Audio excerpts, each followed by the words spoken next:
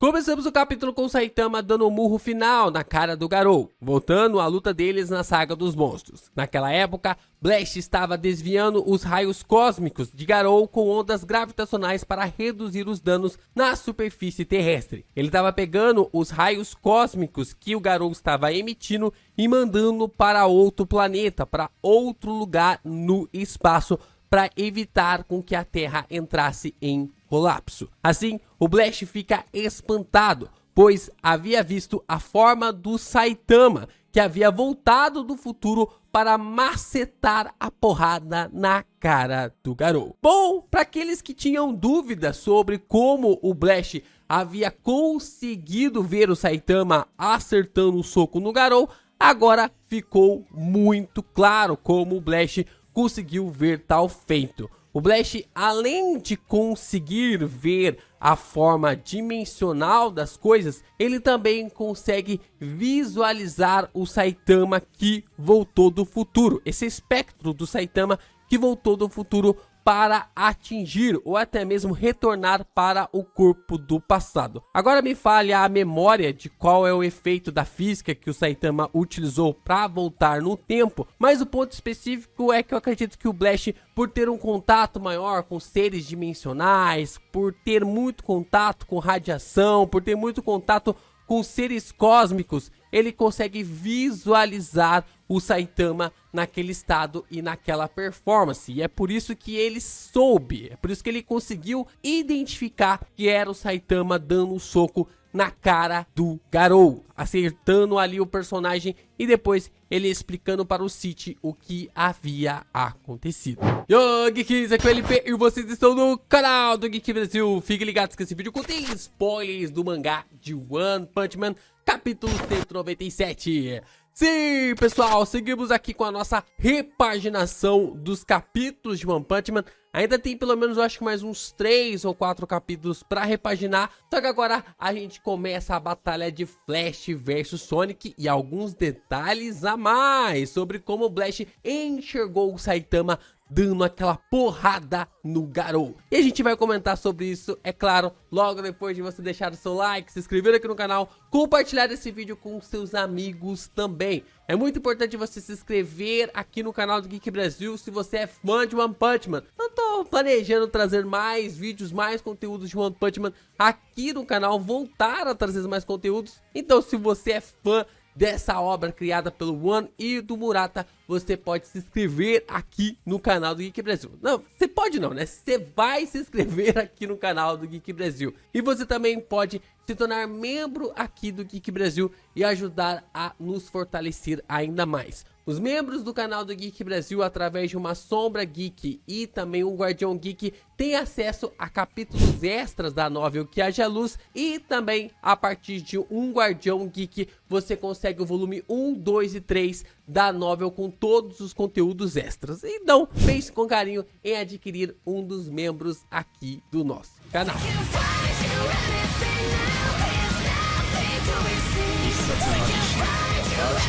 No momento em que o Blast viu isso acontecendo, ele visualizou o God saindo de dentro do Garou, os poderes do God saindo de dentro do Garou e sendo absorvido por algo maligno. Assim, um ser esquelético havia criado um buraco de minhoca e estava sugando todos os poderes que o Garou havia adquirido, assim se revelando como o Vazio do Nada. Blast tenta disparar contra ele, mas o Vazio do Nada usa suas duas espadas e tanca os disparos do herói. O Vazio do Nada corta o ataque do Blast feito nada, o que deixa o herói assustado. E vemos sua forma final, uma mistura da sua forma do passado com os poderes do Garou. Só que naquele momento o Garou ainda não tinha copiado as habilidades do Saitama. Aqui então dá para cravar o potencial das habilidades do Vazio do Nada, podendo chegar perto ou ultrapassar as habilidades e os poderes do Garou. Vai depender de como o One e o Murata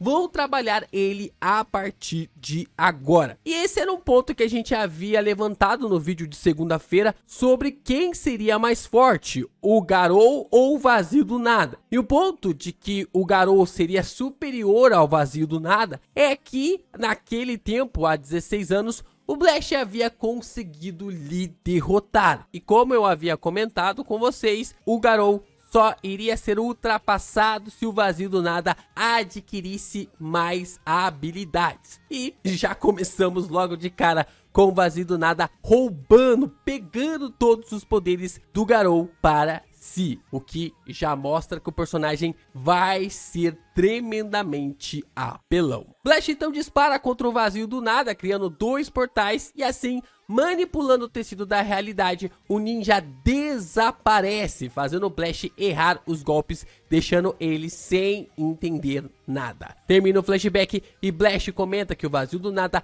só ficou mais forte absorvendo as habilidades do Garou, das quais utilizou para escapar. Blast questionou se ele também tinha habilidades de deslocamento dimensional através dos relatos do Blast. E assim, o ninja reflete sobre o Vazio do Nada ser imune a essa questão da sua velocidade. Blast explica que desde então ele esteve escondido em outra dimensão e que agora estava preparando um grande contra-ataque. Blast enfatiza que não vai deixar o Vazio do Nada escapar novamente. Flash questiona como ele pretendia vencer e indagou se o corte dimensional era algum tipo de super habilidade. Flash explicou que era um dos poderes de God e esclarece que a interferência de God na dimensão onde ele está agora ignora a distância, a energia e o tamanho. E quanto que pode ser ignorado depende da habilidade do manipulador. Essa era uma teoria na qual eu já estava comentando com vocês há algum tempo,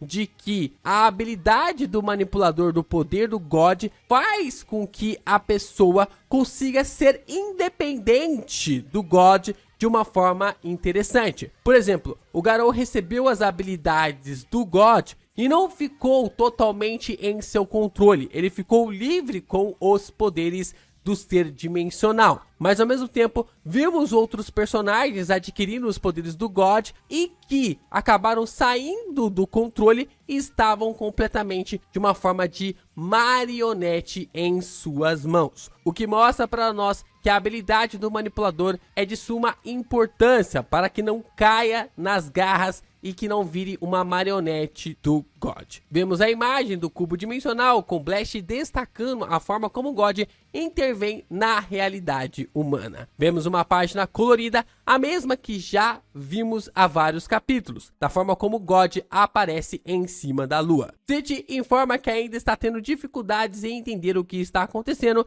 e Flash diz que ele também. O herói ninja começa a pensar que eles vão recuperar o cubo e Cid confirma que sim. E também está verificando a segurança de outras pessoas, pensando em Imperial Child, Metal Bat e Senkingar. Uma das agentes da associação chama por Cid, dizendo que há uma convocação de emergência. A agente informa que há uma carta para o Flash que havia chegado pouco antes. E quando o Flash lê a carta, se trata de um desafio e ela vem do Sonic. Flash começa a ler a carta dizendo que aquele sujeito estava de olho nele e que ele havia acordado e que é inútil fugir. Chegou a hora de resolver todas as questões e que eles precisam se encontrar no esconderijo deles. É o único lugar onde pode descansar. É apenas um lugar de sonhos tolos. Flash pergunta sobre quem é o Sonic e Flash responde que ele é um assassino de sua terra natal. Saitama também comenta que ele tem um hobby muito estranho de stalkear as pessoas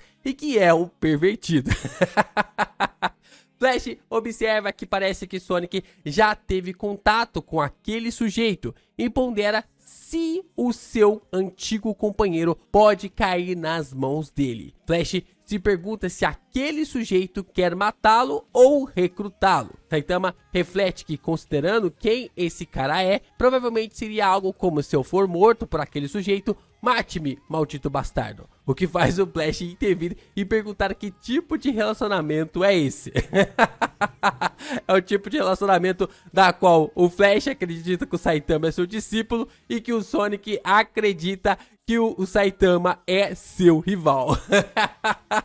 Os dois são tudo maluco. Flash diz que ele é apenas um ninja qualquer Ele pergunta se, ao ir para aquele local designado, a probabilidade de encontrar aquele sujeito é alta e questiona ao Blast se não existe uma chance assim de encontrá-lo. Blast afirma que certamente que sim, mas se eles o acompanharem, o Vazio do Nada ficará alerta. Primeiro, porque ele não vai, e se o Vazio do Nada aparecer, eles precisam lhe avisar com um alarme. Assim, ele voará imediatamente. Até lá, eles vão se concentrar totalmente em alertar as várias cidades sobre o corte dimensional, na forma como vai cooperar com o City. Flash diz que compreende e Blast questiona se o endereço do esconderijo está escrito no verso da carta. Mas será que está correto isso mesmo?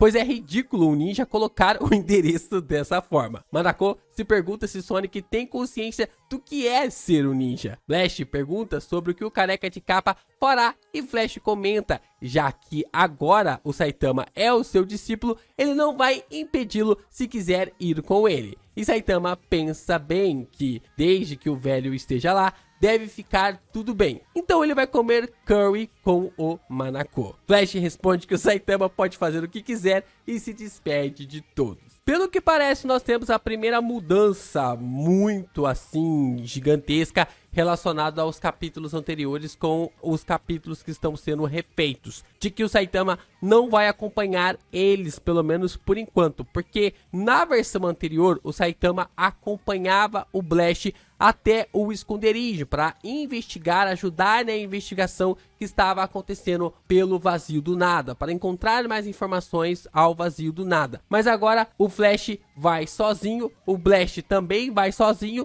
e o Saitama vai com o Manako para outro lugar. E a gente não sabe para onde ou como o Saitama vai cruzar através dessas informações. Teremos um grande combate acontecendo e provavelmente o Saitama só deve aparecer mais pra frente. Assim começa um flashback do Sonic com o Flash em uma floresta, em volta de uma fogueira. Sonic comenta que as memórias do Flash, por ter nascido fora das instalações, lhe mantêm com a mente livre do treinamento rígido que receberam. Mas ele havia nascido dentro da vila e por isso sempre foi exposto aos treinamentos. Sonic pondera que mesmo assim, Flash deve estar se perguntando por que sua vontade não foi mecanizada ou domada. Os instrutores podem chamá-lo de uma falha, mas isso está errado. Ele não pode ser reduzido aos padrões medíocres na qual havia nascido. O pequeno ninja afirma que ele tem um sonho para o futuro. Ele quer subir até se tornar o mais alto membro executivo e derrubar o lixo de sistema organizacional da vila. Ele quer criar um ambiente mais livre e acolhedor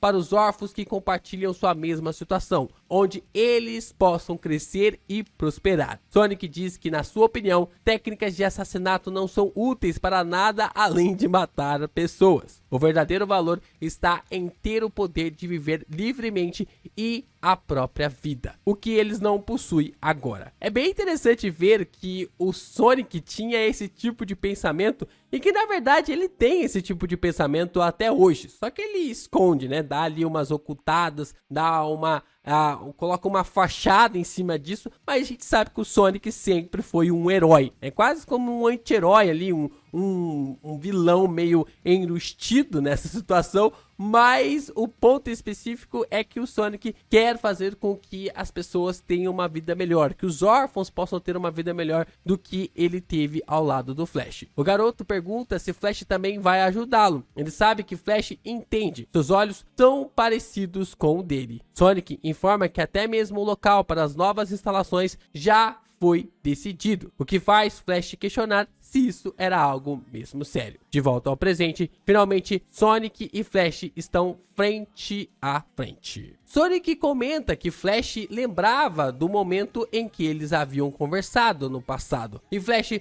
comenta que aquele local é o lugar para sonhos tolos. Sonic pergunta se ele não acha que o local ao pé da montanha, onde a estrada foi aberta há alguns anos, é apropriado para o combate. Parece que as profundezas das montanhas, onde ninguém nota, eram convenientes até para os desperdiçadores industriais. É assim por causa dos despejos ilegais. Tudo isso para alcançarem o objetivo dos seus sonhos. Sonic comenta isso porque o campo está repleto de lixo. Flash diz que tem uma pergunta e questiona se isso é uma ordem daquele sujeito. Sonic diz para não vir com bobagens. Não importa se é um encontro como aquele, onde ninguém morre. Ele apenas se lembrou da última vez que se encontraram e viram quem era o melhor. E assim, os dois sacam as suas espadas. Flash sempre soube que Sonic não se submeteria a ninguém, não importa quem fosse o oponente, mas neste lugar, que era o símbolo de sua liberdade, onde não tinha rivalidades, ele não gostaria de terminar sem arrependimentos? Não seria melhor lutar ali, onde ninguém poderia interrompê-los e eles não poderiam fugir? Bom, aquilo que eu estava temendo, que eu trouxe para vocês na análise sobre quem poderia ser mais forte, o Garou ou o Vazio do Nada, acho que não vai acontecer. Acho não, né? Já tenho certeza que não vai acontecer porque eles vão manter a narrativa do Sonic e do Flash. E essa narrativa tende-se a ficar ainda melhor, tende-se a ficar realmente muito boa a partir de agora, com esse desenvolvimento ainda maior entre o One e o Murata para os dois personagens. Como eu falei na primeira análise da batalha entre os dois, deste combate, acredito que faltou mais cenas extras e espero que a luta não seja interrompida tão cedo. No capítulo que nós tivemos o combate entre o Sonic e o Flash, nós tivemos os ninjas surgindo muito rápido, de forma até mesmo ali ser um estraga prazer. Então eu acredito, dá pra fazer um capítulo focado só no combate entre Sonic e Flash. Coloca ali uns pensamentos, algumas ideias diferentes, alguns pontos de vista de cada um dos personagens. Eu acredito que vale a pena ter um capítulo exclusivo só dessa batalha, porque essa rivalidade desses dois personagens é extremamente importante para ecoar daquilo que eles vão receber do Vazio do Nada. Então, um capítulo só da batalha deles merece. Eu acredito que dá para ter ali um capítulo focado só na luta dos dois. Espero que tenhamos pelo menos um capítulo inteiro dessa situação e assim a gente vá para a batalha depois entre os ninjas Sonic versus ali os personagens. E depois a gente vá para a batalha entre os ninjas versus o Sonic e o Flash. Então acredito que dê para separar bem esse conceito, aprimorar ainda mais a batalha do Sonic contra o Flash e depois colidir no combate entre os ninjas versus os dois personagens. Dessa forma, Flash comenta que ele vai dar ao Sonic um fim digno. É algo que somente ele pode fazer.